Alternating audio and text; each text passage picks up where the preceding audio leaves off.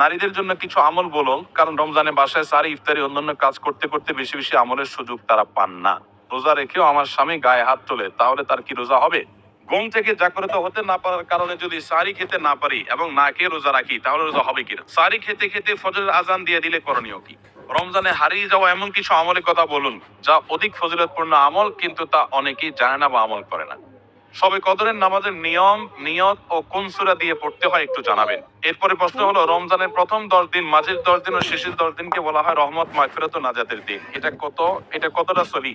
তাহলে কি ওই দিনগুলোতে রহমত, মাগফিরাত, নাজাত পাওয়া যাবে, নাকি বাকি দিনগুলোতেও পাওয়া যাবে?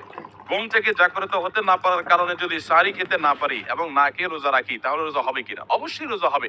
ঘুম থেকে আপনি উঠতে দেরি হয়েছে, সারি খেতে পারেন নাই, বরং আপনার ওই দিন আরো বড় চ্যালেঞ্জ নিতে হবে যে আজকে আমি লম্বা রোজা রাখবো। রাত্রে যে খেয়ে শুয়েছি, সারি খেতে উঠতে পারি নাই, আমি ইফতার পর্যন্ত রোজা রাখলে আমার রোজাটা সবচেয়ে দীর্ঘ রোজা হবে, কষ্ট সবচেয়ে বেশি হবে। আর হাদিসে আছে ইন্না আযামাল জাযা মা আযামিল বালা, কষ্ট যত বেশি হবে আল্লাহ তাআলা আজর বা বিনিময় তত বেশি দিবেন। যে আমি বেশি সহিষ্ণু হলাম, বেশি ধৈর্যশীল হলাম, বেশি সংযম করলাম, সো ওই দিন আরো বেশি চ্যালেঞ্জ নিতে হবে ইনশাআল্লাহ তাআলা। সারি খেতে খেতে ফজরের আজান দিয়ে দিলে করণীয় কি?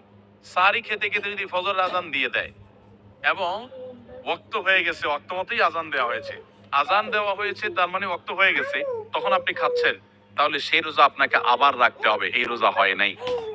কারণ সারি খেতে হবে ফজরের ওয়াক্ত হওয়ার আগে আগে। ফজরের ওয়াক্ত শুরু হয়ে গেছে, তখনও আপনি খাওয়াতেই আছেন এবং গিলেছেন, তাহলে আপনার রোজা হবে না। যদি এমন হয় যে ওয়াক্ত হচ্ছে তার আগ মুহূর্তে খেয়েছেন, এখন মুখে খাবার আছে, খান নাই, নিয়েছেন খাওয়ার জন্য, বাকি ওয়াক্ত হয়েছে বা আযান হয়েছে দেখে আপনি ফেলে দিয়েছেন, তাহলে রোজা হতে পারে। এখন দেখবেন যে ওয়াক্ত হওয়ার পরে কিছু খাইছেন কিনা। অল্প যদি খেয়ে থাকেন ওয়াক্ত হওয়ার পর, ধরুন আপনার 5:20 আজান হলো বা ওয়াক্ত হলো ফজরের, তা আপনি ঠিক 5:20 সময় অল্প একটু খেয়েছেন, এক ডুব পানি খেয়েছেন, বাস এই রোজাটা আপনার আবার রেখে দিতে হবে, কাজা করতে হবে। এরপরে প্রশ্ন হলো, রমজানের প্রথম 10 দিন, মাঝের 10 দিন ও শেষের 10 দিনকে বলা হয় রহমত, মাগফিরাত ও নাজাতের দিন। এটা কতটা সহি? তাহলে কি ওই দিনগুলোতে রহমত, মাগফিরাত, নাজাত পাওয়া যাবে, নাকি বাকি দিনগুলোতেও পাওয়া যাবে?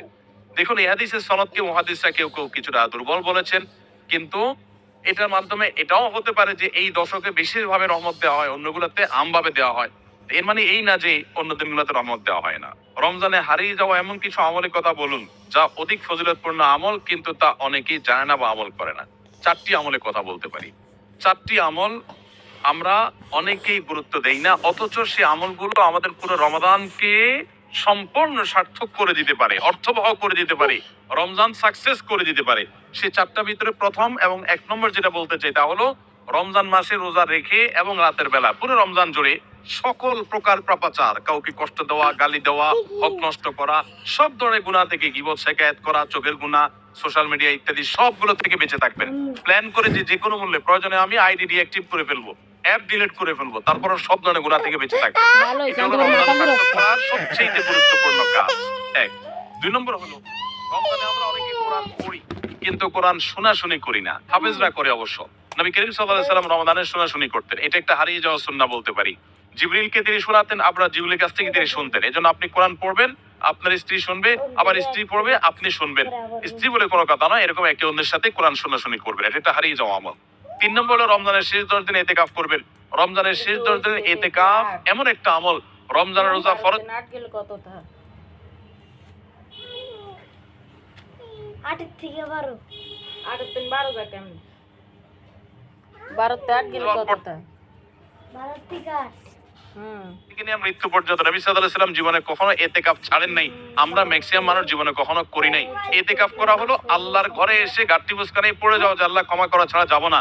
ইতিকাফ করা যদি মসজিদে ঘুমায়ও থাকে, ইতিকাফ করাটাই যেহেতু একটা স্বতন্ত্র ইবাদত, সো তার ইতিকাফ করার মাধ্যমে লাইলাতুল কদর দিয়ে অটোমেটিক পাবেন ইনশাআল্লাহ। এজন্য ইতিকাফের আমলটা আমাদের রমাদানকে সার্থক করে দিতে পারে, অথচ যেটা হারিয়ে যাচ্ছে। আর 4 নম্বর এবং সর্বশেষ হলো, রমজানের শেষ দশক হলো ইবাদতের দশক, আমলের দশক। আমরা প্রথম 2 দশকে যা পারি না পারি, শেষ দশক বেশি আমল করার চেষ্টা করব। অনেকে আমরা শহর থেকে গ্রামে যাওয়ার জন্য পরিকল্পনা করতে করতে 4-5 দিন চলে যায়, অনেকে কেনাকাটার জন্য 4-5 দিন ব্যয় করে ফেলি, ঈদের প্রস্তুতির জন্য আমাদের শেষের দিনগুলো নষ্ট হয়ে যায়। এগুলো না করে আল্লাহর ওয়াস্তে শেষ দশকটি ইবাদতের জন্য রিজার্ভ করে ফেলি, গোটা ফ্যামিলি সহ ইবাদত বন্দেগী করি, রমজানটাকে আমরা উপভোগ করতে পারবো ইনশাআল্লাহ। এটা আমাদের জন্য তৃপ্তির রমাদান হবে। আল্লাহ আমাদেরকে তৌফিক দান করুন। তাহলে 4টি আমলের কথা বলেছি: সকল প্রকার গুনাহ থেকে বেঁচে থাকা, কোরআন শোনাশুনি করা, ইতিকাফ করা এবং রমজানের শেষ দশক বিশেষভাবে ইবাদতের পরে যত্নশীল হওয়া, শেষ দশকে সকল ব্যস্ততা কমিয়ে দেওয়া। এই 4টি জিনিস আমাদের রমাদানকে সার্থক করতে পারে ইনশাআল্লাহ। এরপর প্রশ্ন হলো, আমার স্বামী কথায় কথায় আমার গায়ে হাত তোলে, গ্রামের দিকে খবর আপনারা জানেন না। আমার প্রশ্ন হলো, রোজা রেখেও আমার স্বামী গায়ে হাত তোলে, তাহলে তার কি রোজা হবে? যদি স্ত্রীর প্রতি জুলুম করে, নির্যাতন করে, শারীরিকভাবে তাকে লাঞ্ছিত করে, তুচ্ছ করে, তাহলে সন্দেহাতীত ভাবে সেই স্বামী অপরাধী, সেই স্বামী গুনাহগার। স্ত্রীর যদি অধিকার নষ্ট করে, তার প্রতি যদি জুলুম করে, কথায় কথায় গায়ে হাত তোলা অবশ্যই জুলুম। এই জুলুম যদি কোনো পুরুষ করে, কোনো স্বামী করে, তিনি রোজা রেখে জুলুম করছেন, তার মানে তিনি গাছের গোড়া কেটে আগায় পানি দিচ্ছেন, তিনি ওষুধও খাচ্ছেন, বিষও খাচ্ছেন। রোজা রেখে তার উপকার হচ্ছে, কিন্তু জুলুম করে তার আবার ধ্বংস তিনি ডেকে আনছেন। রোজার মর্ম যদি তিনি বুঝতেন, তাহলে এটা করতেন না। নবী সাল্লাল্লাহু আলাইহি সাল্লাম বলেছেন, রোজাদার ব্যক্তির সাথে কেউ যদি ঝগড়া করতে আসে, সে বলবে, ভাই আমি রোজাদার, আমি ঝগড়ার উত্তর দিতে পারতেছি না। আর এই লোক বরং ঝগড়া তো দূরের কথা, আরো এক কাঠি সরস, সে বোর গায়ে হাত তুলছে, মারামারিতে লিপ্ত হচ্ছে, সন্দেহাতীত ভাবে সে রোজার মর্যাদা রাখে নাই। এই লোক প্রকৃত অর্থে রোজাদার না। তারপরও তার রোজা সে রাখা কন্টিনিউ করবে এবং রোজার মর্মটা বোঝার চেষ্টা করবে। আল্লাহর কাছে তার হেদায়েতের জন্য আপনি দোয়া করবেন এবং সবর করবেন, অন্যদেরকে দিয়ে তাকে বোঝাবেন। আমরা অনেক পুরুষ আছি এখনো স্ত্রীদের প্রতি জুলুম করি। আজকাল অবশ্য কিছুটা পাল্টে গেছে পরিবেশ, অনেক মহিলা আছে তলে তলে পুরুষদেরকে নির্যাতন করে। এই ঠিক ঠিক আওয়াজটা সবসময় এই জায়গায় জোরে শুনি, সব জায়গায় আমি। এর মানে হলো ঘরে ঘরে এটা চলতেছে। আপনারা সবাই কি এই এই এই এই এই সমস্যা পড়ছেন? সবাই যে পরিমাণ আওয়াজ হচ্ছে, তাতে আসলে নারী অধিকার নিয়ে বহুত কিছু হয়েছে আমার দেশে, নতুন করে পুরুষ অধিকার নিয়ে ভাবতে হবে বোধহয় আমাদেরকে। অনেক মহিলা আছেন যারা পর্দা করেন, নামাজ পড়েন, আসলেও ভালো মানুষ অনেক দিক থেকে, কিন্তু স্বামীর সাথে চরম বেয়াদবি করেন। মুখে মুখে তর্ক ছাড়া কোনো কথা নাই, বেয়াদবি ছাড়া কোনো কথা নাই। দেখুন, সেকুলার সমাজ ব্যবস্থা আমাদের মা বোনদেরকে উস্কে দেয়, হ্যাঁ, অধিকারের নাম দিয়ে নানান কথা তাদেরকে ফুসলে ফাসলে শিখাই দেয়। সংসারটা ভেঙে ফেললে এর পরের ইতিহাসটা যে কত করুণ হয়, এটা আর সেকুলাররা জানতেও আসে না, জিজ্ঞেস করতেও আসে না। এজন্য আমাদের মা বোনদেরকে আমরা বলবো, সবর করুন এবং যদি স্বামী অমানুষ হয়, তাকে শাসন করার জন্য নানামুখী উদ্যোগ গ্রহণ করেন, কিন্তু হুটহাট করে বেয়াদবি করবেন, সংসার ভেঙে ফেলবেন, এর মাধ্যমেই সব সময় সমাধান হয় না। এজন্য সবর করতে শিখুন। শবে কদরের নামাজের নিয়ম, নিয়ত ও কোন সূরা দিয়ে পড়তে হয় একটু জানাবেন।